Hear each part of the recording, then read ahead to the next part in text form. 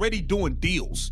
Like they're trying to give you a free tire change. They're trying to give you a free car wash and all types of stuff to get out to these games. This is wild. Look at how empty this arena is. Look at how empty it is. The cheapest ticket, $6. I believe y'all don't care. I think y'all care about the drama around it. I do believe that, but I don't think you care about the events itself.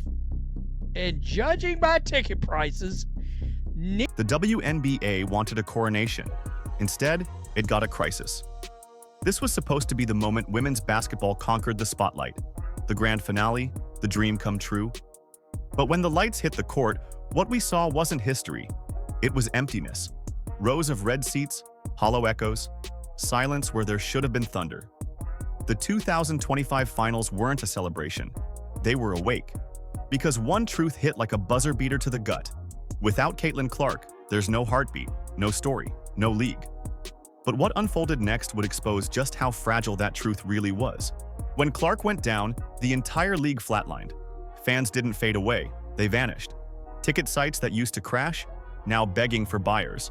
Arenas that once shook, dead quiet. A'ja Wilson looked around a half-empty arena and whispered, "This is the finals?" That wasn't arrogance. That was shock. She felt it. The missing pulse, the energy that kept every camera rolling. Clark wasn't just a player. She was the spark plug, the algorithm, the oxygen. And when she left, the WNBA started suffocating. But behind the cameras, a bigger storm was brewing, one that would shake the league from the top down. You want to know how deep the collapse went? Finals tickets dropped to $6. $6, cheaper than popcorn. Last season, Clark's first-round matchup? $133 a seat, sold out. Now? Empty rows, yawning ushers, and sponsors pretending not to notice. When screenshots hit social media, fans detonated. You chased out the woman who filled every seat. Now enjoy the echo. $6 for finals? That's not a ticket, that's a clearance sale. The league's historic growth had become a public joke. They weren't selling entertainment anymore, they were selling excuses. And the worst part? The silence wasn't random. It was a warning shot heard around the league.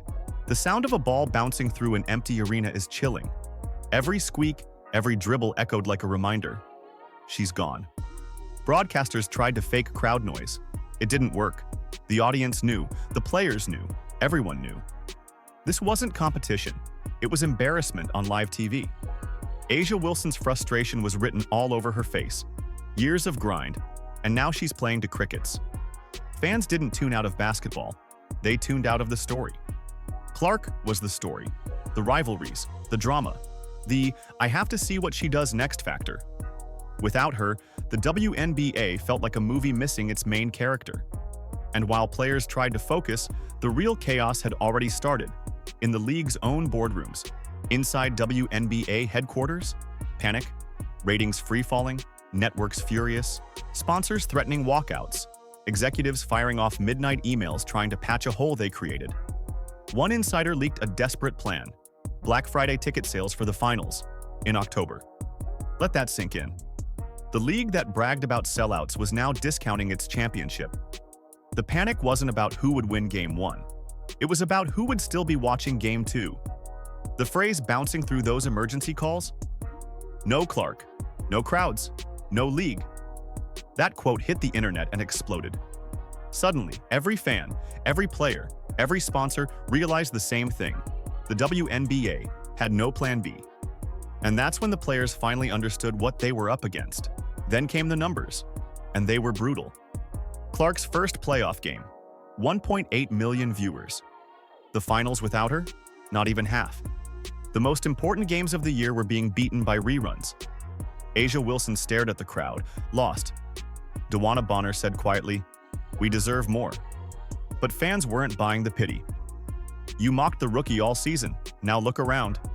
You wanted the spotlight. Now you've got darkness. This wasn't karma. It was the bill coming due. The league spent months pretending Clark was overhyped. And when she was gone, the entire system crashed.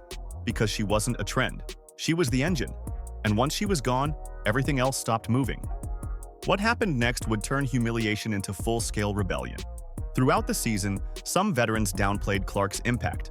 They said she was overhyped, overcovered, just another rookie.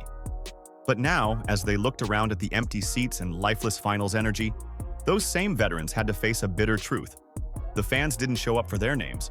They showed up for hers. During a post-game interview, Bonner's frustration boiled over. "You work your whole life for this," she said, her voice cracking. "You want to feel the love." The fans. But look around. She didn't realize she was confirming exactly what the world already knew.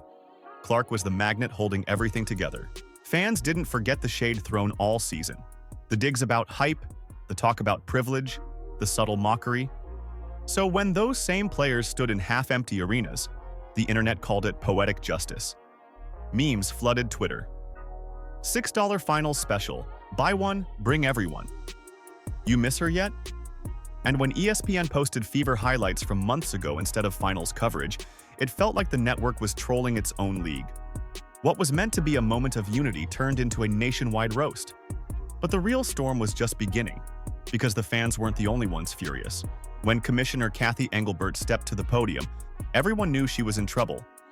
Cameras flashed, reporters leaned forward, and the first question cut like a blade. "How do you explain record-low attendance during your championship series?" Her answer? Football season. The room froze, then came the follow-up. "Isn't this about how the league mishandled Caitlin Clark's rise?" Engelbert's smile cracked. "This isn't about one player," she snapped. The clip went viral in minutes. Hashtags demanding her resignation dominated social media. The league's leadership wasn't just losing control, it was losing credibility. As the finals continued, broadcasters avoided wide shots, hiding the empty upper decks. But social media caught everything. Fans posted panoramic videos of barren arenas captioned, "Finals sponsored by Crickets." It became impossible to ignore. Even mainstream outlets ran side-by-side comparisons, sold-out Fever games versus Ghost Town finals. The contrast was brutal, and when Engelbert tried to spin it as historic growth, fans erupted again. Growth doesn't mean silence. Progress doesn't mean pretending. You can't call it a golden era when your finals look like open practice. Every metric cratered. Social engagement dropped 60%. Broadcast ratings fell by half. Hashtag traffic flatlined. Even ESPN had to resort to replaying old Clark highlights just to fill segments. And that's when it hit. The league wasn't addicted to Clark's talent. It was addicted to her story, her rivalries, her drama, her authenticity. Without her, the league had nothing to say. No spark, no stakes, just games. And for fans, that wasn't enough anymore. Because in 2025, sports isn't just competition, it's narrative. And the WNBA's biggest storyteller was missing. Inside the locker rooms, the weight finally cracked through the pride. A'ja Wilson, the ultimate competitor, reportedly broke down privately. "We did everything right," she said to a teammate, "but it feels like nobody cares." That one sentence captured the entire finals. For the first time, the league's top stars realized that hard work alone doesn't build connection. Stories do. And Caitlin Clark had given fans something they hadn't felt in years: belonging. Take her out of the equation, and the soul went with her.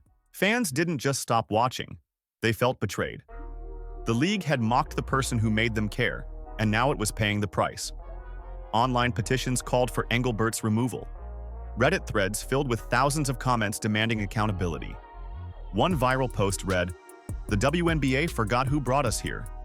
Now they're learning what happens when you lose the people." The irony was painful. In trying to prove they didn't need Clark, the league accidentally proved she was irreplaceable. Behind the scenes, the money started talking. Networks quietly reevaluated their contracts. Brand partners paused marketing campaigns. One sponsor reportedly told executives, "We invested in momentum, not meltdown."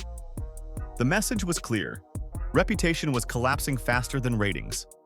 The league had become a cautionary tale in real time, because when your product depends on pride instead of people, it doesn't just lose attention, it loses trust. By the end of Game 2, the writing was on the wall. Fans weren't angry at the game. They were angry at the arrogance surrounding it. The WNBA had built a castle on denial, and Caitlin Clark was the foundation they tried to pretend didn't matter. When she was gone, the whole thing crumbled. The finals ended not with cheers but with questions. And as cameras panned over another half-empty arena, one truth echoed louder than any buzzer. The league didn't just lose viewership, it lost credibility. Because until it learns to celebrate the player who made millions care again, every championship will sound the same. A hollow echo begging for an audience that's already moved on. So now the question is yours. Did the WNBA's leadership cause its own collapse? Or can the league rebuild before it's too late? Drop your thoughts in the comments, hit that like button if you still believe women's basketball deserves better, and don't forget to subscribe, because this story isn't over.